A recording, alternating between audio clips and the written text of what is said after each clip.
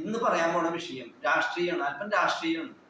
അതായത് നമ്മുടെ മുഖ്യമന്ത്രി പിണറായി വിജയൻ ഒരു പാഠപുസ്തകമാക്കേണ്ട വിഷയമാണ്.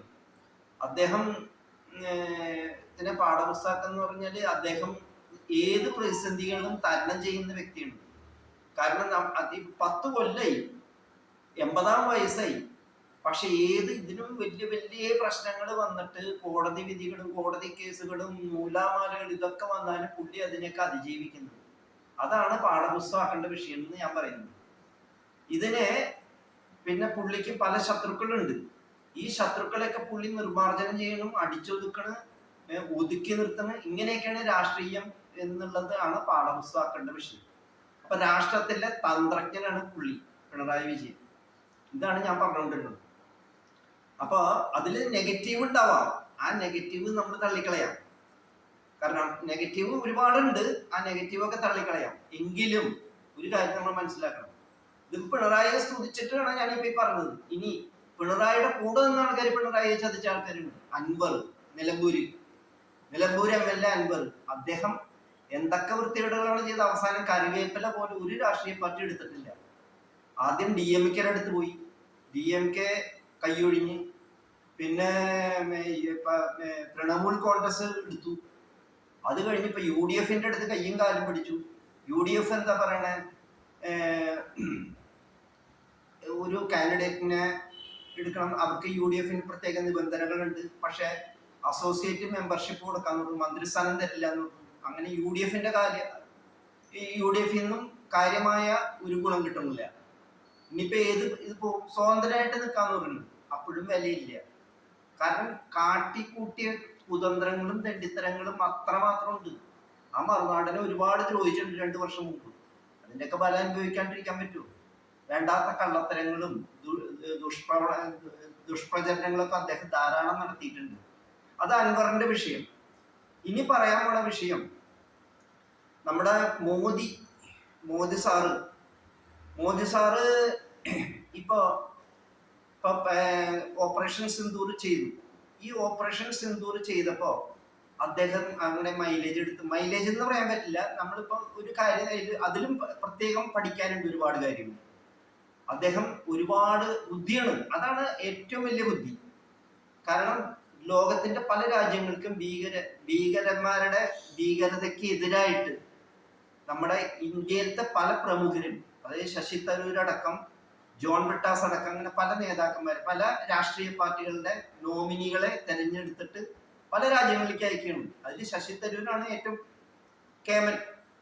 അപ്പൊ ഈ ശശി തരൂര് ഇപ്പൊ പനാമയിൽ പോയി അവിടെ പേരെടുത്തു. ഇങ്ങനെ മോദി പോവാണ്ട്, മോദിന്റെ സാന്നിധ്യം ഇല്ലാണ്ട് തന്നെ വിവിധ ആൾക്കാരെ പറഞ്ഞു വിട്ടിട്ട് വിവിധ രാജ്യങ്ങളിൽ ഇന്ത്യയിലെ ഭീകര പ്രവർത്തനം നടക്കുന്നുണ്ടെന്നുള്ളത് മനസ്സിലാക്കിക്കൊണ്ട് അദ്ദേഹം ചെയ്തത് ഏറ്റവും വലിയ ബുദ്ധിയല്ലേ? നമ്മൾ ആരും തിരിച്ചറിയുന്നില്ല. രാഹുൽ ഗാന്ധി ഇപ്പോഴും തെളിവ് അന്വേഷിച്ചെടുക്കുന്നു. രാഹുൽ ഗാന്ധി ശശി തരൂരിനെ അംഗീകരിച്ചിട്ടില്ല. ശശി തരൂർ ശരിക്കൊരു ഗ്ലോബൽ ലീഡർ ആവേണ്ട ആളാണ്. പക്ഷെ അദ്ദേഹം BJPയിലേക്ക് വരണമില്ല. കോൺഗ്രസ് കൈയൊഴിഞ്ഞിട്ടുണ്ട്, കൈയൊഴിഞ്ഞ മാതിരിയാണ്. നാഷണൽ തന്നെ ഇന്റർനാഷണൽ ലീഡറാണ്, നല്ല ഇംഗ്ലീഷാണ്. പക്ഷെ ഇതൊക്കെ ആണെങ്കിലും BJPയിലേക്ക് കാലെടുത്ത് വെച്ചിട്ടുമില്ല. അപ്പൊ മോദിയുടെ പ്രാധാന്യം നമ്മൾ പറഞ്ഞു. ഇതൊക്കെയാണ് നമ്മൾ ഇന്നത്തെ രാഷ്ട്രീയ കാര്യങ്ങളിൽ മനസ്സിലാക്കേണ്ട കാര്യങ്ങൾ. പിന്നെ നമ്മൾ ഇപ്പൊ ഈ ദേശീയപാത 66 അവിടേക്ക് ഇടിഞ്ഞു വീണു, മറ്റേ വിള്ളൽ കാണുന്നു, ഇതൊക്കെ പറഞ്ഞു. പെട്ടെന്നാണ് ഗഡ്കരിയുടെ ആക്ഷൻ ഉണ്ടായത്. Suspension, immediate suspension. കോൺട്രാക്ടിന് സസ്പെൻഷൻ, എഞ്ചിനീയർക്ക് സസ്പെൻഷൻ. ഇത് നമ്മുടെ നാട്ടിൽ നടക്കണ്ട. അവിടെ നമ്മൾ കയ്യടി കൊടുക്കേണ്ട പല കാര്യങ്ങളുണ്ട്. പിന്നെ ഇനിയും പറഞ്ഞു കഴിഞ്ഞിട്ടില്ല. ഈ ട്രംപ് വരെ, അമേരിക്കൻ പ്രസിഡന്റ് ട്രംപ് വരെ ഇതിൽ മൈലേജ് എടുക്കാൻ നോക്കി. ഈ പാകിസ്ഥാൻ വിഷയത്തിൽ മൈലേജ് എടുക്കാൻ നോക്കി. വാസ്തവത്തില് ഈ ന്യൂക്ലിയർ ബോംബ് കൊടുത്തത് തന്നെ ട്രംപാണോ സംശയമുണ്ട്. കാരണം ഇത് പണ്ട് കൊടുത്തത് അവിടെ അവർക്ക് ജീവിക്കാൻ വകയില്ലാണ്ട് നടക്കുന്ന ആൾക്കാരാണ്. എങ്ങനെ ഇത് കൊടുക്കും? ഈ ചൈന കൊടുത്ത സാധനങ്ങൾക്ക് യാതൊരു ഈ കാശ് വേണ്ടേ? ഉണ്ണാനും എടുക്കാനും വകയില്ലാത്ത ആൾക്കാർക്ക് ഇത് എവിടെ നിന്ന് കിട്ടണം? അപ്പൊ ചൈന ഇത് കൊടുത്ത സാധനം പൊട്ടിപ്പോയി, എവിടെ എത്തിയില്ല. അപ്പൊ ഇത് ട്രംപിനറിയാം ട്രംപിന് പേടിയുണ്ട്. ഇന്ത്യയുടെ ബ്രഹ്മോസ് ഒക്കെ വിട്ടപ്പോ ട്രംപ് ശരിക്കും ഭയന്നായിരിക്കണം ഇപ്പൊ. ട്രംപ് ഇപ്പോ ഈ സാറ്റലൈറ്റ് ഇന്റർനാഷണൽ ലെവലിൽ ഭൂഗോള ഡോം ഉണ്ടാക്കാനുള്ള പരിപാടിയില്ല. എന്താ കാരണം? ഇന്ത്യ പേടിച്ചിട്ടാണ്. ഇന്ത്യ അത്രയും പ്രതിരോധ ശക്തി ഉയർന്ന നിൽക്കുന്നത് ഇപ്പോ. അതൊക്കെയാണ് നമ്മൾ പഠിക്കേണ്ട വിഷയങ്ങൾ. ഇന്ത്യ പ്രതിരോധ ശക്തിയിൽ ഏറ്റവും ടോപ്പ് ആയതുകൊണ്ട് ഇന്ത്യ ട്രംപിന് വരെ ഭയമായിട്ടിരിക്കുന്നുണ്ട്.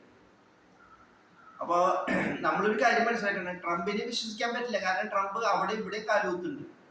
പാകിസ്ഥാന്റെ മീഡിയേറ്റർ ഒന്നും അല്ല ഈ ട്രംപ്. ശരിക്കും ട്രംപാണ് മോദിയുടെ കാല് പിടിച്ചേക്കുന്നത്. അങ്ങനെ വേണമെങ്കിൽ പറയാം. അങ്ങനെ പറയുന്നുണ്ട് ഇപ്പൊ ആൾക്കാര്.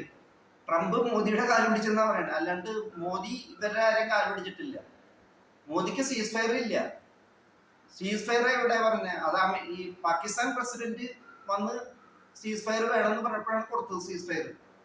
മനസ്സിലായില്ലേ? ഇതൊക്കെയാണ് ഇവിടുത്തെ രാഷ്ട്രീയ കാര്യങ്ങൾ. ഇനിയിപ്പോ ഈ ഡോം ഇയാൾ ക്രിയേറ്റ് ചെയ്യാൻ പോകുന്നു, അത് കോടാനുകൂടി ചെലവുള്ള കാര്യങ്ങളാണ്. അതൊന്നും ഈ ട്രംപിന്റെ കാലത്ത് നടക്കുന്നു തോന്നുന്നില്ല. കാരണം എവിടെ നിന്ന് വേണമെങ്കിൽ സാറ്റലൈറ്റ് വഴി അടിക്കാനുള്ള മിസൈലാണ് അദ്ദേഹം കണ്ടെത്താൻ നോക്കിക്കൊണ്ടിരിക്കുന്നത്. പക്ഷെ അത് നടക്കുമോ? നടക്കുന്ന പ്രതീക്ഷയില്ല. അദ്ദേഹത്തിന്റെ ഭരണകാലത്ത് നടക്കുന്നില്ല. കാരണം കോടാനുകൂടി ഡോളേഴ്സ് ഇൻവെസ്റ്റ് ചെയ്യണം. ഇദ്ദേഹമാണെങ്കിലോ ചൈനീസ് വിസ ഒക്കെ എടുത്ത് കളഞ്ഞു, വരുമാന സാധ്യത എടുത്ത് കളഞ്ഞു, കുടിശ്ശിക ചൈനയായിട്ടുള്ള ഇമ്പോർട്ട് ടാക്സ് എടുത്ത് ചൈനയായിട്ട് തെറ്റി. അപ്പൊ വരുമാന സാധ്യത ട്രംപിന് അമേരിക്കയിൽ വരുമാന സാധ്യത വളരെ കുറഞ്ഞിരിക്കുക. വരുമാനം കുറഞ്ഞു. സത്യത്തില് കുടിയേറ്റ നിയമങ്ങളിൽ വരുമാനം കുറഞ്ഞു കഴിഞ്ഞാൽ എന്താ പറ്റുക? അവിടെയുള്ള ആളുകൾക്ക് വരുമാനം കുറഞ്ഞു. ചൈനയായിട്ടുള്ള ആപ്പിൾ മൊബൈലും ആപ്പിൾ കമ്പ്യൂട്ടറും ഒക്കെ അവിടെ ഇറക്കുന്ന ചൈനയുണ്ട്. ആ ചൈനയുടെ ഇത് ഇല്ലാന്നുണ്ടെങ്കിൽ എന്ത് പറ്റും? അവിടെ വരുമാനം ഉണ്ടാവില്ല, ആളുകൾക്ക് അസ്വസ്ഥരാകും. ഇതൊക്കെയാണ് അമേരിക്കയിൽ ഇപ്പൊ നടക്കുന്നത്. അപ്പൊ ശരിക്കും ലോകത്തിന്റെ വലിയൊരു ശക്തിയാണ് ഇന്ത്യ, ഭാരതം. ആ ഭാരതത്തിനെ നമ്മൾ അഭിമാനിക്കണം. ഭാരതത്തിന്റെ പ്രതിരോധ ശക്തി ഈ ഓപ്പറേഷൻ സിന്ദൂർ കണ്ടോടുകൂടി നമ്മൾ ഇത് ഉണ്ടായത് നല്ലതായി.